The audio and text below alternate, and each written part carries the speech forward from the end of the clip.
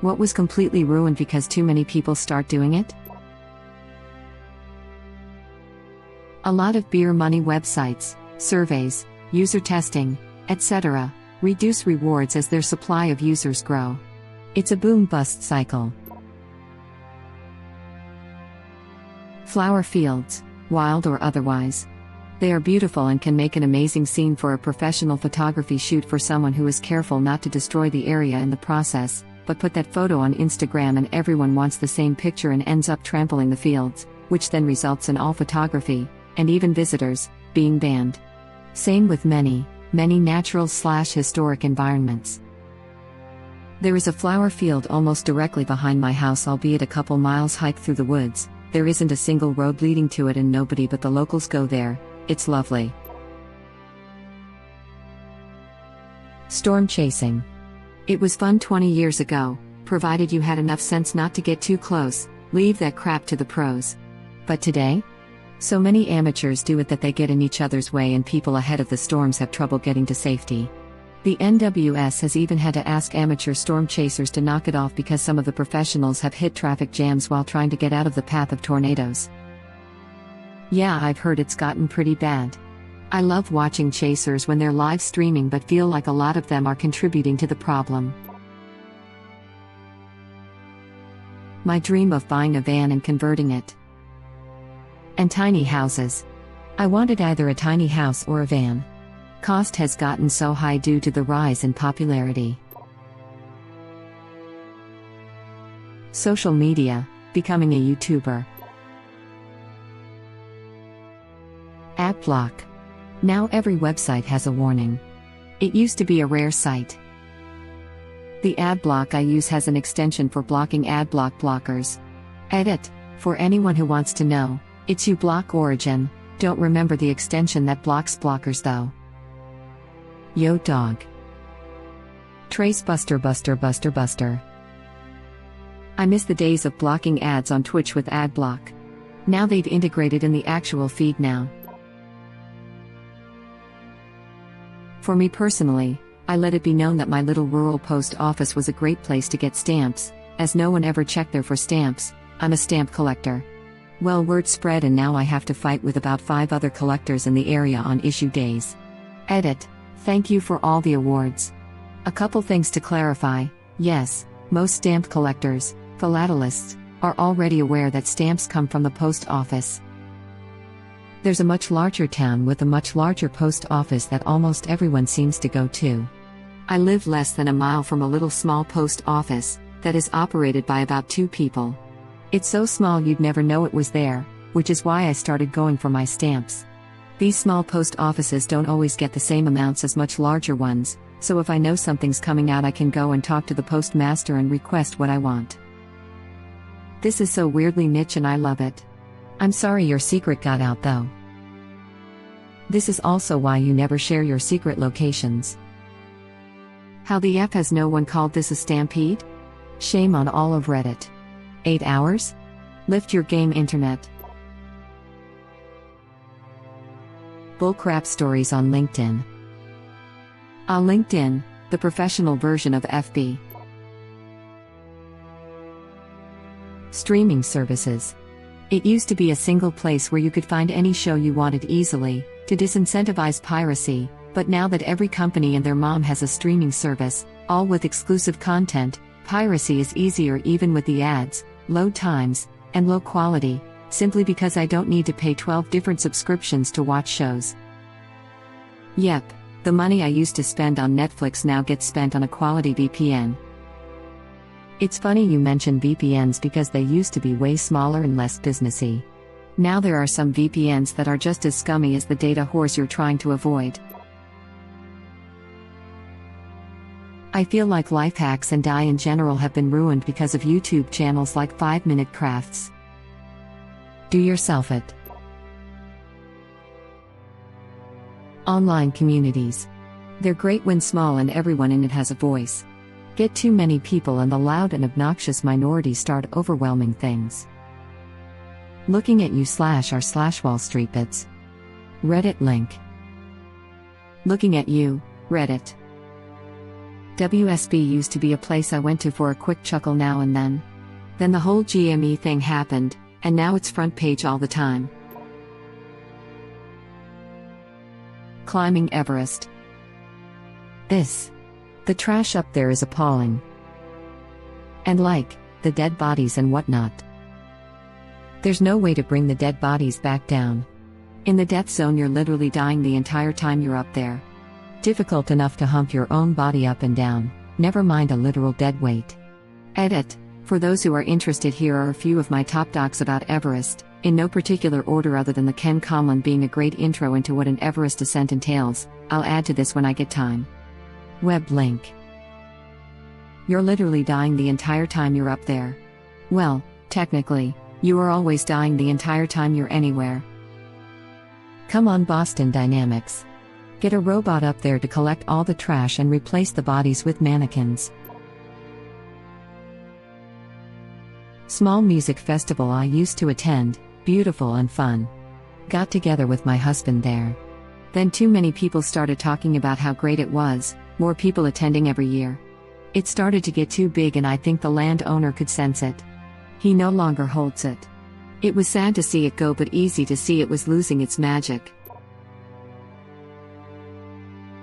Cutting cable. My family started back when it was only Netflix and Hulu. Now every channel has a subscription. Trips to parks or camps. I am trying to get away from you. Oh my god, the worst is when you're in the rustic parks, no power, and a massive RV pulls up with a lovely effing generator running 24/7. Every effing time. Go to the Koa, dude. Or when a camper trailer reserves a tent site at a state/national park, so they don't have to pay extra for electrical hookups, but run their generator all day. Ran into that at the Badlands this past summer. We were in a grouping of tent sites, and a smaller camper came in next to us and ran their generator from 6 a.m. to 10:30 p.m. the whole week. Hard to think of something this doesn't apply to. Everything tourist.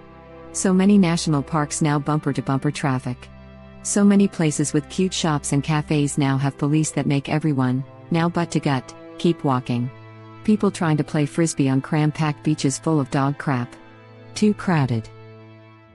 Quiet, empty places still exist, they're just a little more out of the way. Not even that far out of the way, just a little bit out of the way.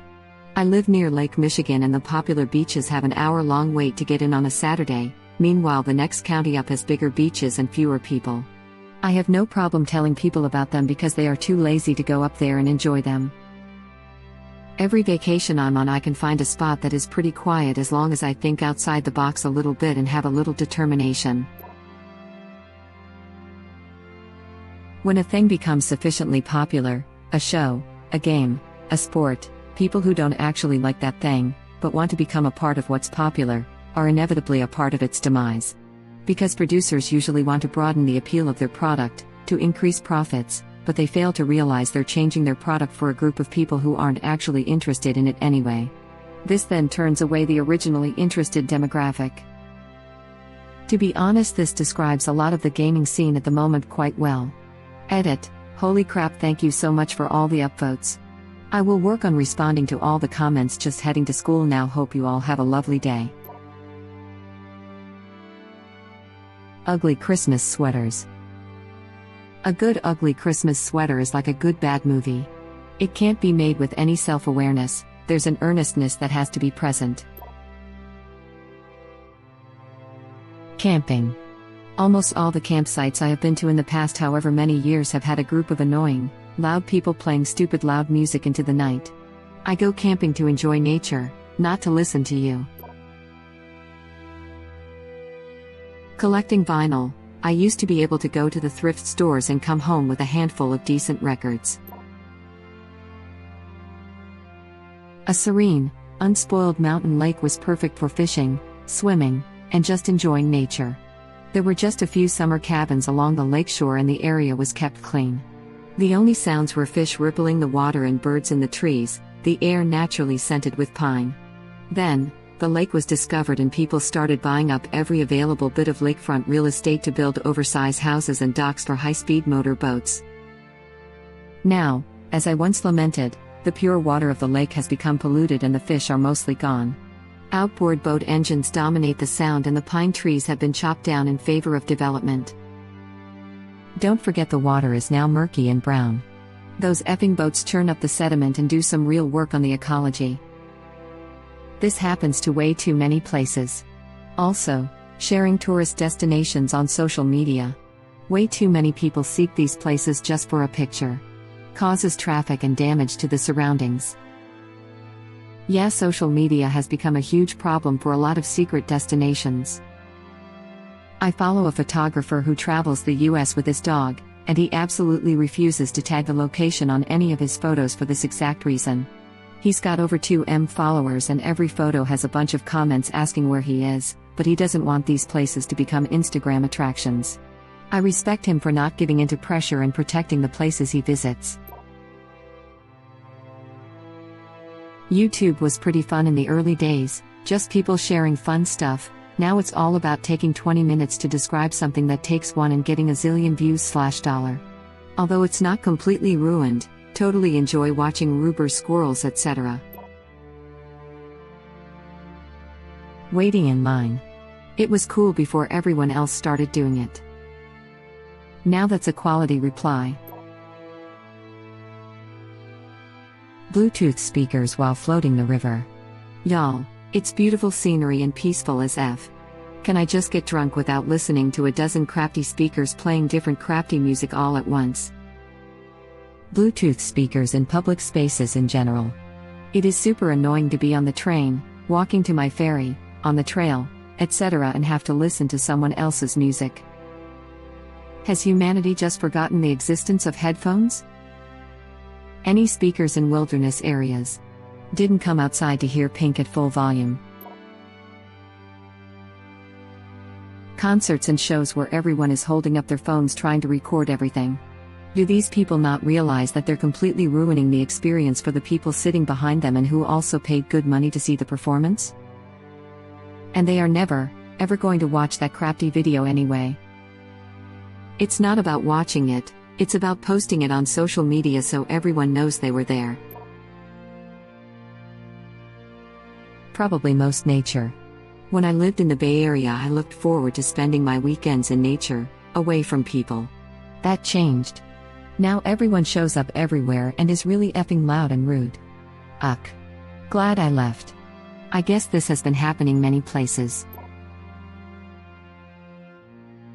The housing market because of people investing in rental properties. Half the houses on my street are rentals. Doesn't even feel like I'm part of a community anymore. Wait till they all go to short-term rentals. Look to Barcelona if you want to see maybe the worst example of this.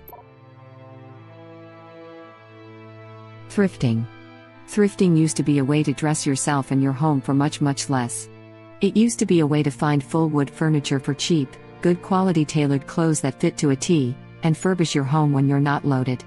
You can still do all of those things today, but often, the prices are much higher than they used to after so many people discovered that they can buy a good quality, and sometimes branded, leather bags for a few dollars and sell them on eBay for hundreds.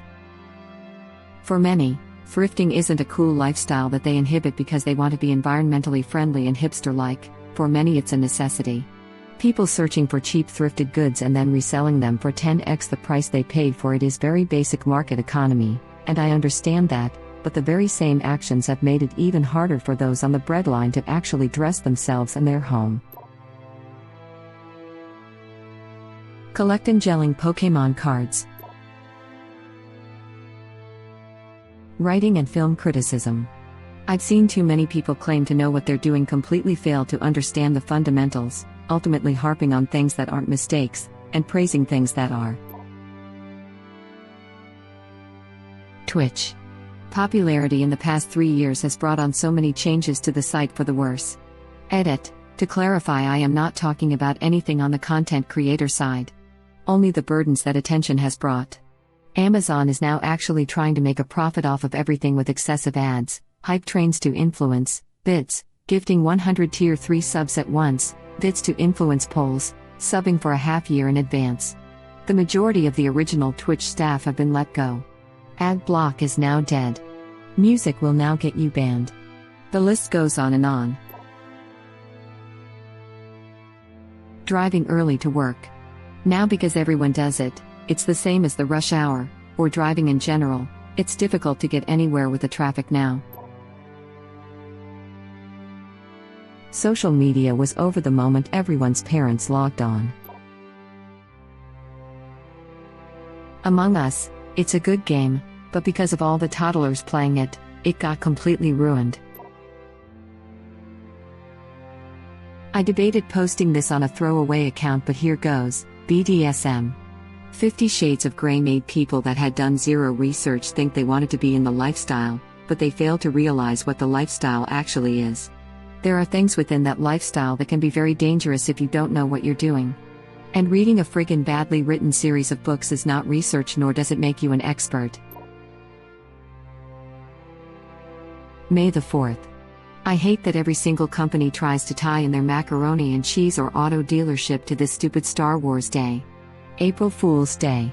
Again, you spend the whole day wading through unimaginative, tired cliches from boring companies and sports writers who can't be bothered to put more than a second's thought into their hilarious joke. Just stop. Video games. Particularly that a lot of young kids now see it as a way to become rich. You pretty much can't play online games just for fun. The Internet. Thank you for watching. Please subscribe to be the first to know about Red Rabbit Reader's new videos. If you like our videos, please like them on YouTube and share them with your friends. We welcome your comments below. Press to start another of our videos.